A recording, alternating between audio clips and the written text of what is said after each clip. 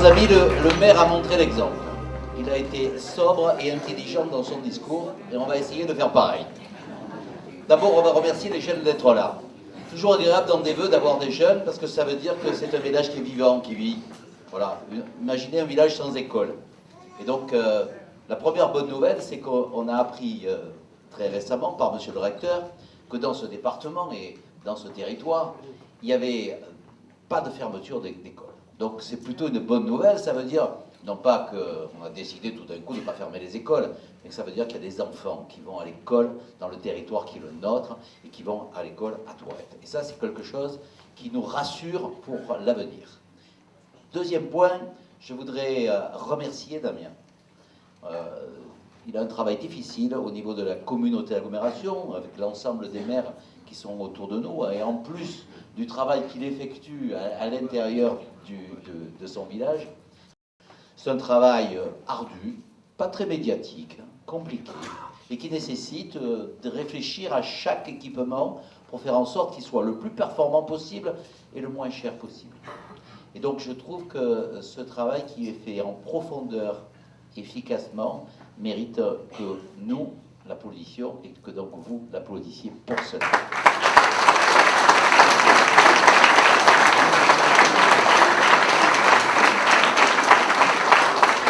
Je voudrais passer un message à l'ensemble du conseil municipal. Le conseil municipal, c'est toujours derrière les maires, là-bas.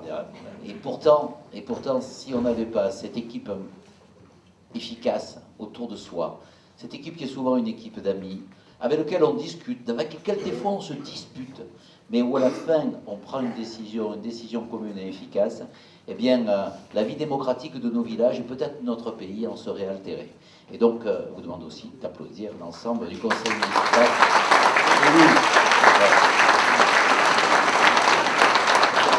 Après, je vais souhaiter à Tourette une stupidité, c'est-à-dire qu'elle a quelque chose d'extraordinaire, qu'il y a dans pas beaucoup de villages et pas beaucoup de villes, elle a une belle petite place carrée. C'est bien d'avoir une place qui dit, à cet endroit-là, on se réunit, à cet endroit-là, il y a une fête, à cet endroit-là, on échange des violettes. Et je vois bien qu'un certain nombre de maires qui n'avaient pas ce cœur de village ont beaucoup travaillé pour l'obtenir. Eh bien là, il est là. Il est là et mis en valeur superbement par une identité qui est une identité de tendresse et de douceur.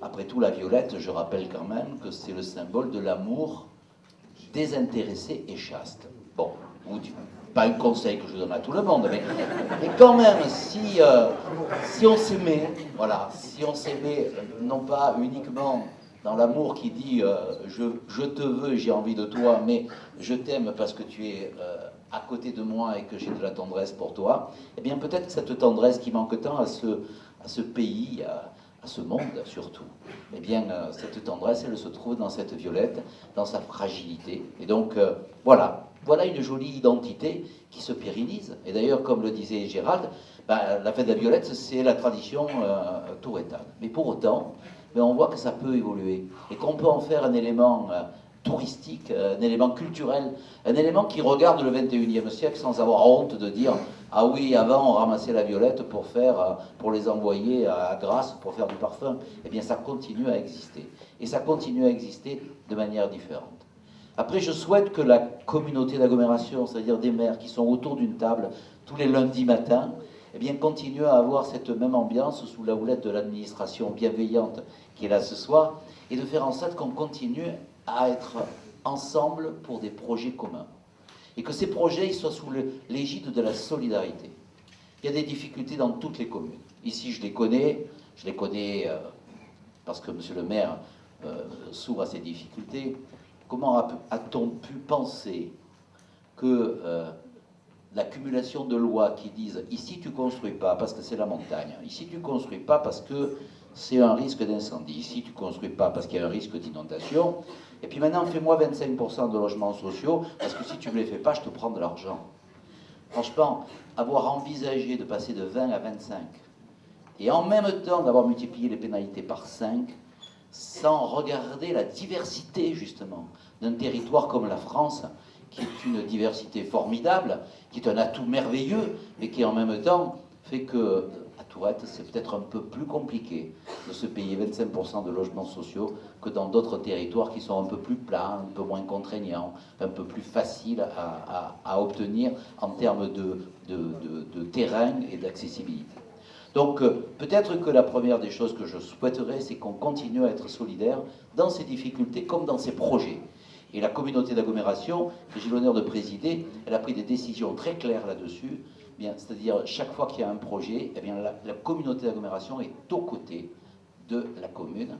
Et donc, Damien, je te le redis, mais tu le sais, chaque projet qui émergera sur Tourette aura une aide financière de 20 à 30% de la part de la communauté d'agglomération. C'est quelque chose qui est acquis, c'est quelque chose que nous avons décidé ensemble et qui ne fait pas le favoritisme de l'un par rapport à l'autre. C'est une loi que nous avons ensemble adoptée et qui est valable pour tous. Et comme je sais que le conseil départemental va venir en appui, et puis on peut tout espérer, y compris qu'il y ait un conseil régional qui désormais sache que nous existons et qui nous apporte le petit élément supplémentaire qui nous permettra d'avancer dans ces projets, eh bien ces éléments-là sont des éléments qui doivent nous faire regarder administrativement, utilement l'avenir avec beaucoup de sérénité.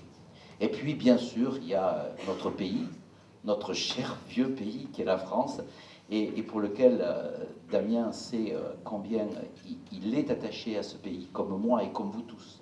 Et que finalement on se rend compte, il y avait un poète qui disait le bonheur c'est avoir quelqu'un à perdre. Et quand on a autour de soi des gens qu'on aime, on n'imagine pas qu'on peut les perdre. Et pourtant on peut les perdre, c'est pour ça qu'on est heureux et qu'on les aime. Eh bien le pays c'est la même chose. Si nous aimons notre pays, eh bien, sachons qu'on peut le perdre.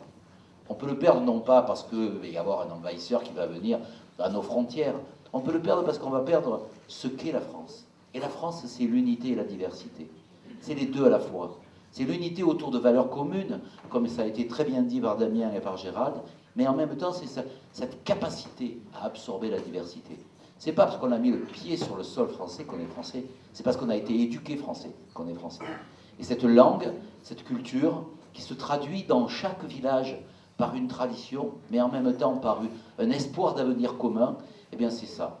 Renan disait finalement, la France, l'identité française, c'est à la fois un héritage à partager, et cet héritage il est fort ici dans ce village, et en même temps un destin commun à vouloir construire. Eh bien peut-être que nous n'avons pas assez réfléchi au destin commun que nous avons envie de construire ensemble. Dans ce monde du XXIe siècle, dans ce monde de modernité, il y a pour ce village, il y a pour ce territoire, et il y a pour ce pays des grands projets. La France n'est la France que lorsqu'elle parle au monde, lorsqu'elle a un langage universel. J'en ai eu une petite expérience lorsque je me suis rendu compte que dans d'autres pays, le fait de dire « je suis français », eh bien, attirait une admiration, un respect, qui faisait que être français, c'est avoir au fond de soi l'idée qu'il y a des valeurs communes et que ces valeurs communes, la France a été capable de les porter de manière universelle. Elle doit continuer à avoir cette ambition et nous devons avoir cette fierté commune de l'avoir. À chacun d'entre vous, je souhaite une très très bonne année. Et effectivement, je sais bien que cette année, elle sera étayée de tristesse, de moments difficiles et puis en même temps de moments de bonheur. Je vous demande d'essayer d'avoir autour de vous cet amour partagé, cette affection, ce soutien qui fait qu'on arrive à surmonter les moments difficiles parce qu'on a des gens qui nous aiment et qu'on arrive à partager le bonheur parce qu'on a des gens qui nous aiment. Et que peut-être si on revenait à ces, je dirais, à ces lois fondamentales de l'humanité, eh bien notre pays s'en trouverait à ce moment-là confiant. Et le dernier message que je vais vous donner, c'est le message de confiance. Et confiance, je veux dire ce pays est un très grand pays. Ce territoire est un beau territoire. Quand quelqu'un vient ici, et vous le savez, un étranger vient ici, il dit c'est beau Tourette. Quand ils viennent dans la France, il dit c'est beau la France. Eh bien, ayons cette fierté de considérer que nous sommes regardés par le monde, nous sommes regardés par les autres, et que nous avons donc ce devoir de confiance, de rassemblement et de capacité à surmonter à la fois nos difficultés individuelles et nos difficultés collectives et les difficultés que traverse actuellement notre pays. C'est ce message de confiance et d'espoir que je veux vous transmettre aujourd'hui en vous souhaitant une excellente année. Et je suis sûr qu'elle sera excellente à Tourette et qu'elle aura de beaux projets qui feront fleurir des belles choses pour les enfants et pour l'avenir. Merci à vous tous.